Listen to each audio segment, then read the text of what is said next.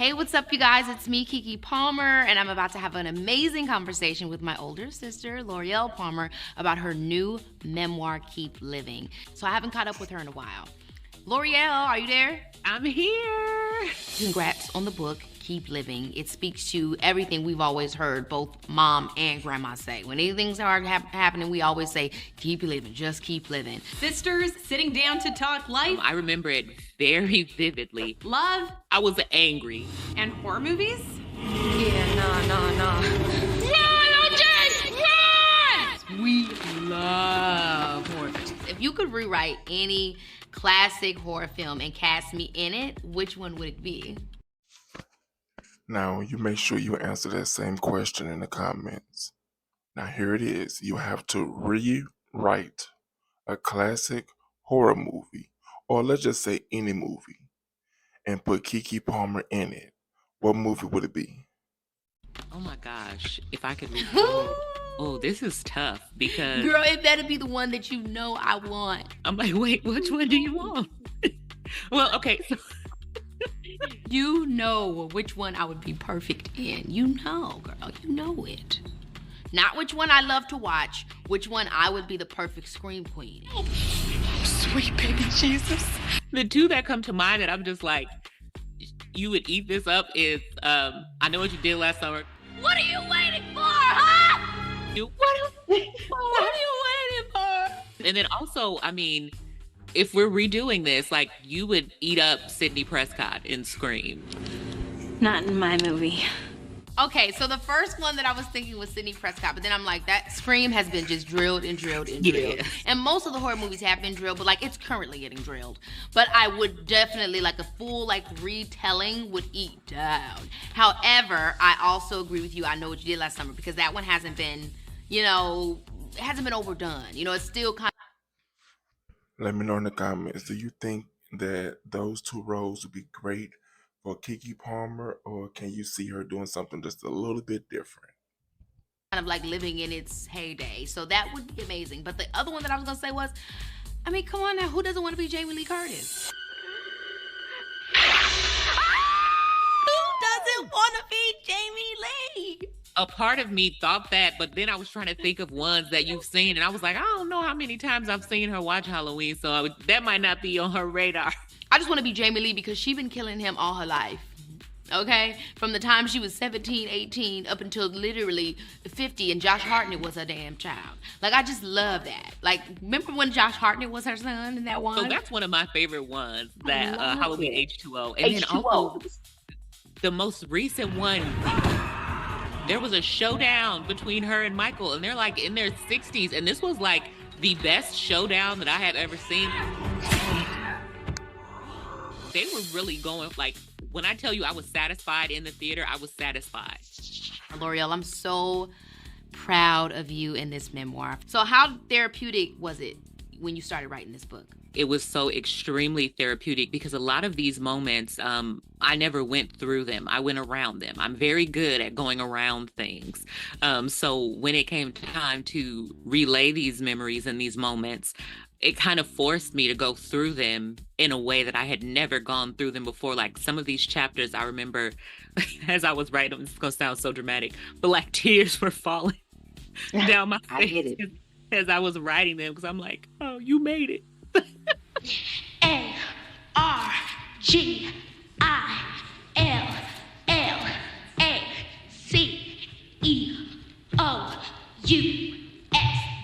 Argillacious. That's correct. So in the book, I talk about that moment where you auditioned for Akeelah and the Bee. I remember it very vividly. And I wanted to know if you remember what getting ready for that audition, how that went down. I don't remember everything from that day. I just remember me and you, Mom used to have us do the spelling bees. I just remember that. Like, we would do the spelling bees, we would get money or treats or go to CVS for doing good for the spelling bee. Obviously, I remember when we all read the script. It was kind Out of all of the movies that Keke Palmer has been in or starred in, let me know in the comments, which one do you feel is her best role? not the one that she got an award for, the one that you feel is her best one. Kind of our first time, first really big role in motion picture for me. So I remember us just having a blast thinking about Laurence Fishburne and the fact that he was in that movie Cornbird, Earl and Me, and we would always be laughing about how old that movie was. You spoke about a lot in the book about the fame and how that caused everybody in our family to kind of take a new role and position. How did you process that over the years? It was definitely a process. I talk about at first how I was kind of just bratty and resistant and didn't want to be there. And then I talk about how people always, when they find out that we're sisters, they're always like, were you ever jealous? And it's like, no, I was never jealous in the sense that they're thinking. It was more so like, what is my acting? What is my entertainment? Yeah. Like, why can't I find my thing? So it was more so that I've always just been. Every siblings have that type of rivalry. You know, you got one sibling that's excelling at one thing, and then you have the other sibling that's kind of wondering, you know, what's them? You know, what's their role? What is it that they're supposed to do? What is it that they were put here for? Let me know in the comments, between these two siblings, which one are you more related to? Keke Palmer or her older sister, Loreal? Been so proud of you because it just seems like you were meant for this. Like, I literally was just telling someone the other day who found out that you were my sister. I was like, I was like, she's just a born entertainer. She could be paid pennies and she would still do this because she's done this her whole life. So it's just what she does. So I went through that of trying to find out what my thing was. And when I look back at it on my eyes of today, I wouldn't change a thing. I know for me in that journey, I always felt like you were so supportive of me as well. But I felt like it was just a difficult dynamic to understand, which I think is the cool thing that we get to talk about now and share with people, because fame is a MFer. It really jolts a family because no one knows how to deal with it. It can jolt one person. And the fact that we were all you all were supporting me in that, we were all exposed to it. And it's just not as simple and cut and dry as people think.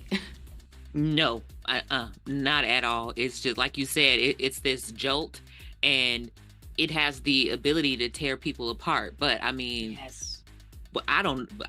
we're magical or something. So, what was it like for you reading your journey through my eyes? Oh.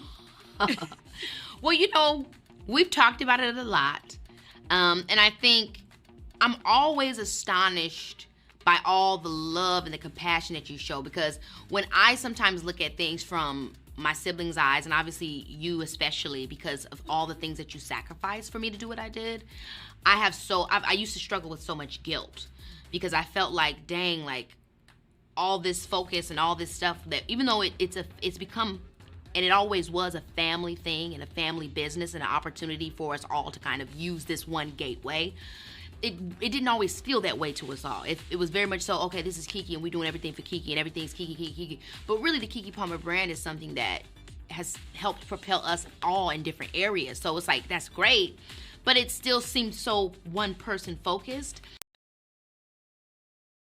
You just said, even though it is named the Keke Palmer brand, she did not turn her back on her siblings or her family members.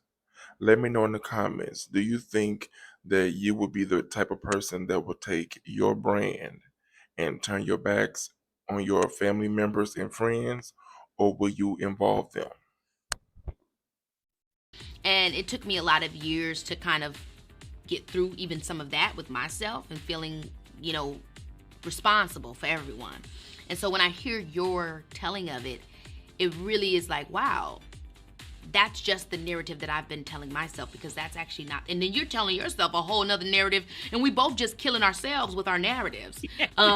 So it's great that we can talk and that we've been able to talk more about it as we've gotten older, because, I would hope that my understanding of it relieves you in some ways, in the same way that when I'm hearing what you're saying and what you've written in this book has relieved me in a lot of ways. You said in the forward to my book that unexpected road bumps are gifts. So, what have been some of those road bumps that you've come across that you think were a gift to you, and how did you get through them? When we came into Hollywood, I think that a lot of the lessons that I learned in terms of how to deal with life at that confusing time are skills that I'm able to use to this day in every relationship and working relationships. Just being understanding and seeing things from other people's perspective and all that kind of stuff. I really, in those early years of becoming quote unquote Keke Palmer and seeing the way it shifted the dynamic in our family, that helped me to learn how to understand people better. And I also think growing up in this industry and having a moment where there's ebbs and flows. Sometimes people love you and then sometimes people don't love you. And that experience of going from somebody that people really loved and always were looking to then being somebody that people are like, oh, she's old news. That was really important, I think, to my character development. And also to understanding that what my value is outside of the industry and outside of what the industry tells me. And also that it's always can be fluctuated. So even when you're down, there's nowhere to go but up. So it also has given me that kind of like free-flowing vibe. So a lot of women, have had such a hard time, with their partners coming out as gay. And this is something that you speak to in the book. Shout outs to Frank. We love him dearly. But it was obviously a big thing for him, but also a big thing for you. Like, I know you were so happy. I mean, I was there when you called me. Be honest. How would you feel if your partner called you in for a conversation and explained to you that they were gay? And also, how do you think your partner would feel if the roles were reversed? If you did the same thing to them? Let me know in the comments. After a year of kind of dealing with all of it on your own, and, you had so much compassion for what it took for him to actually be able to live in his truth. But then there's that other side where the life you wanted is unfulfilled, where the things and the dreams you had for you. How did you kind of process your own feelings without feeling selfish? Because it's not selfish. Somebody else is going through something and you can be there for them, but you can't negate how what they're going through is affecting you. So that was kind of the first step. Like, I'm so, again, we're just such a magical family that we are so accepting of everyone and everything. And it took some time to realize that not everyone has that. So it was a lot for him to come out, and there was no option for me other than to accept it. But then I had to tell myself, now, but wait, Miss Mamas, this was your husband. This was your husband, and now y'all got 3 kids. He couldn't have told you 3 kids ago. Exactly. Or maybe when we was 1 kid in, Right. Like, it was not all positive. I was angry, and for the first time in my life, I was letting myself be angry, because anyone who knows me knows that it takes a lot to get me there. But yes, but those who have got me there knows that once I'm there, like, that's it. You kind of have to let it run its course. Yeah, it really does take a lot to get you there. But this is something that would do it in a beat. Yeah. So I get it for sure. Speaking of y'all's beautiful children, again, my favorite little ones in the world, outside of my little baby Leo, Allie, Leah, and AJ, they're fabulous. And, before them, you also talk in the book about your struggles with miscarriages and PCOS and all that type of stuff. So which part of that was the hardest for you to relive, you think? There are millions and millions of women out here that have went through situations of miscarriages, as well as men that help their wives or their girls alongside situations like this. Me personally, I've never been through this, of course, because I'm a guy. So let me know in the comments exactly how did you feel when you went through a situation like this, or if you have never went through it, but you know someone that has. Let me know exactly how they feel, what steps do they take to overcome situations like that. Or maybe overcoming is a bad choice of words, because I'm starting to think maybe you can never fully overcome something like that. So I had a 19-week, 6-day miscarriage. Um, and I was 1 day short of him being able to be issued a birth certificate. So that has always bothered me. I would have liked for him to have had a birth certificate. But the wonderful nurse there, she made me one, and she also made me a photo book of him, because she like dressed him up, she like, because he was so tiny, so she pinned like a little hat around his head and like swaddled him up and everything like that, and took photos of me and made me a book with a hospital made birth certificate. She took his footprints and all that stuff and made a photo album and handed it to me and was like, just in case you want to look later. And So things like this I know a little bit about. And the only reason why I know something about this is because my wife is a traveling photographer. You know, I've heard of situations where she would uh, do pictures for women that went through situations like this, and how she felt, and um, how the parents felt going through stuff like this. She never wishes anything like this on anyone. Neither do I. So, but when it comes to the photography aspect part, I definitely understand that. I was so happy she did that, because I do even today sometimes still look at it.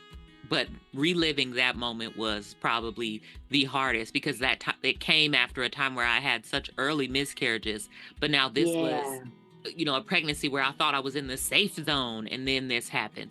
Man. Yeah, I remember that time. You handled it with grace, and I think it's important to talk about and share with women, because it's never easy, this whole child thing. It really isn't. I mentioned you in that scene too. I was like, she was in there fighting with the doctor. Like, what can we do? Like, there has to be something. I felt like that when we talk about this healthcare thing, it's always like, why didn't you tell me this about my cervix beforehand? Why didn't you give me this information beforehand? So I mean, like, in your mind going through that, what could you even say to a mom that could be of help or service before it gets to that point? Is there anything? There's nothing. I think the best thing that people can do is just be there and listen to them, because the one thing that everyone says, and they think that this is so comforting, but it's actually the worst thing that people said to me, was, you can try again. It's like, I want this baby. You know what? You kept living through all of these experiences, the jolt from going to Hollywood and pursuing a family business, to your children, your 3 beautiful children, your divorce, but your best friendship with Frank. And I think there's so many things that people will be able to learn and take away from this book, and if they go on this journey with you. So I'm so happy and I'm so proud of you, Loreal. I really, really, really am. You've always inspired me. You've always been a big inspiration to me. You talk about me being the extroverted one, but I'm just being an extroverted version of your personality. So really, I'm a fraud. I'm genuinely a fraud of you and the personality that you only share with the family. I then brought and shared it out into the world. So, Well, you know what? Keep doing it, because I'm a behind the scenes kind of girl. Well, first off, this was a very, very powerful interview from, given by Keke Palmer to her sister, Loreal Palmer. Me personally, I never knew she even had a sister. Never did the research on it.